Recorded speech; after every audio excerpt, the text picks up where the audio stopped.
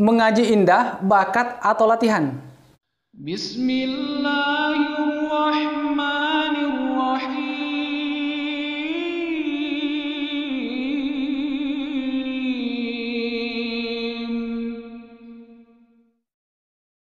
Bismillahirrahmanirrahim. Assalamualaikum warahmatullahi wabarakatuh. Alhamdulillahirabbil alamin wassalatu wassalamu ala Rasulillah. Alhamdulillah, Allah masih menitipkan umur, masih memberikan kesehatan, kesempatan, sehingga pada kesempatan ini kita masih bisa bertemu lagi.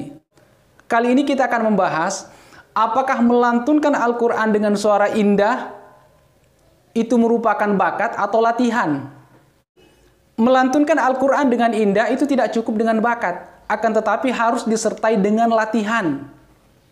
Bakat ada, akan tetapi tidak latihan, maka itu sama dengan nol, zero. Tidak mendapatkan apa-apa. Mau lihat contohnya? Banyak orang berbakat, suara bagus, akan tetapi saat diberikan Al-Quran untuk melantunkan Al-Quran, maka suaranya terdengar fals. Cara melantunkan irama saat melantunkan Al-Quran kurang fals didengar. Padahal dasar suara bagus. Bahkan saat menyanyi, suaranya terdengar enak. Mampu melantunkan lagu dangdut yang cengkoknya Masya Allah. Mampu melantunkan lagu-lagu slow dengan pembawaan yang bagus. Akan tetapi di saat diberikan Al-Quran untuk melantunkan Al-Quran dengan suara indah, kurang. Kenapa? Karena belum pernah latihan bagaimana cara melantunkan Al-Quran dengan indah. Karena ini juga ada ilmunya. Jadi artis-artis misalnya, yang suaranya super bagus saat menyanyi. Enak sekali didengarkan, akan tetapi di saat melantunkan Al-Quran terdengar sangat kurang. Ini artinya kita butuh banyak latihan, khususnya cara melantunkan Al-Quran dengan suara indah.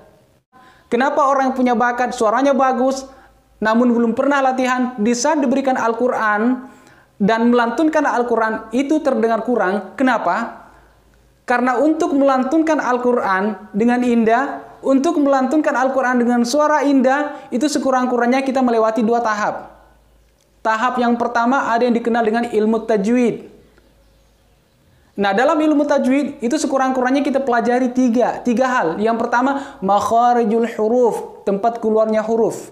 Yang kedua ada sifatul huruf. Setelah kita mengeluarkan huruf dari makhrajnya, dari makharijnya, maka setelah itu kita berikan sifatnya. Jadi setiap huruf itu memiliki sifat masing-masing dan itu yang harus kita berikan.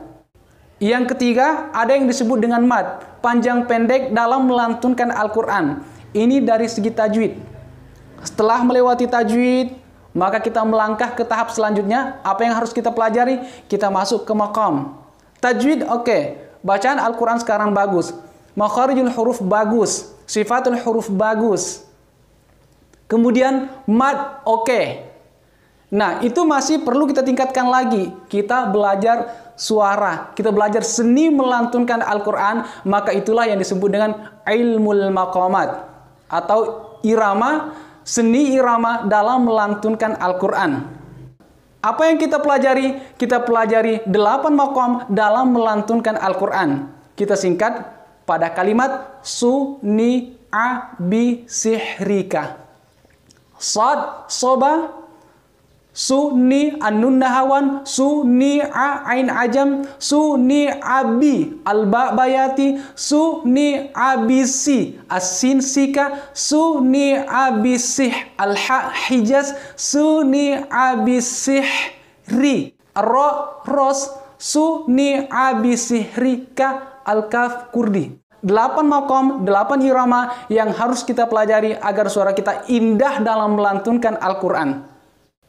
Ini artinya apa? Bahwa untuk melantunkan Al-Quran dengan suara indah, maka butuh proses, butuh latihan. Tidak ada orang yang tidak melalui proses, tidak melalui latihan, tiba-tiba suaranya indah dalam melantunkan Al-Quran. Itu mustahil. Butuh latihan, butuh proses. Apa kata Allah? Wallahu akhrajakum min butuni ummahatikum la ta'lamuna syai'a.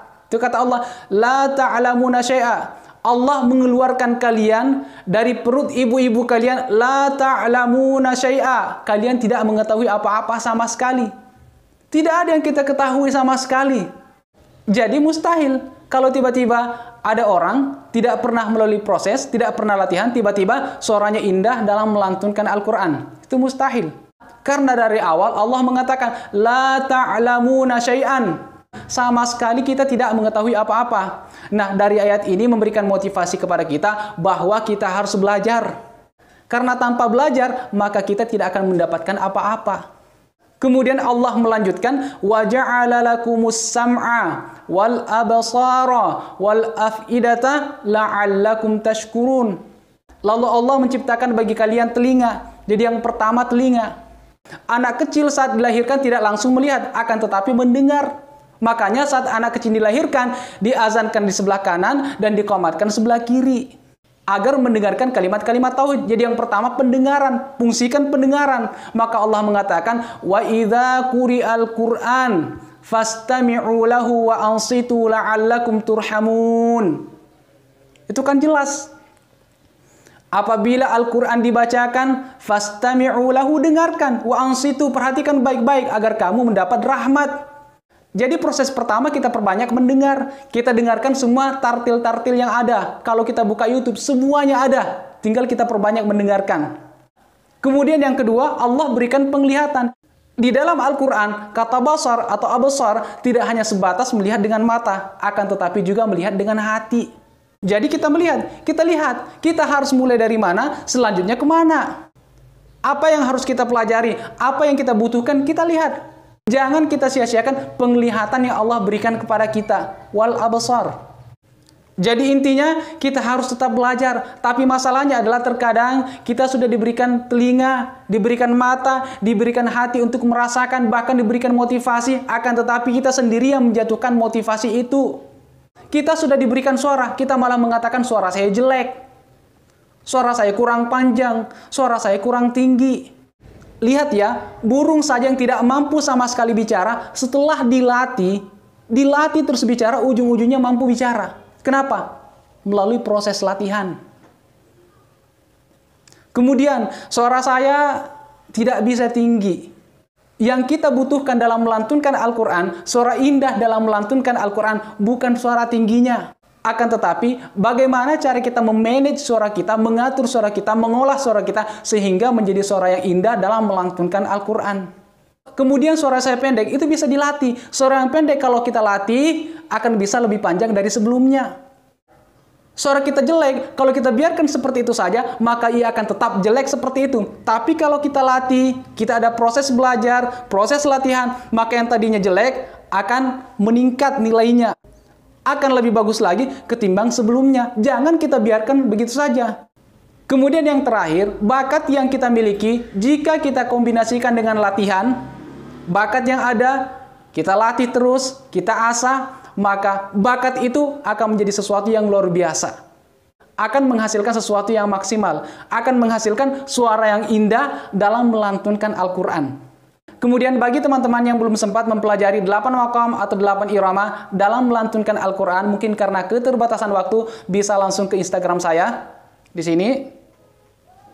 Di sana saya sudah post sesuai dengan permintaan teman-teman. Saya post setiap maqamnya, setiap iramanya durasi 1 menit. Sudah ada kunci, contoh, dan cara menerapkan ke ayat Al-Quran. Tinggal buka ke sana, atau nanti saya simpan linknya di deskripsi di bawah. Semoga bermanfaat. Mohon maaf bila ada salah. Jangan lupa doanya buat saya agar senantiasa diberikan istiqamah, diberikan umur panjang, diberikan kesehatan, dilapangkan rezekinya, dan dimudahkan segala urusan. Wassalamualaikum warahmatullahi wabarakatuh.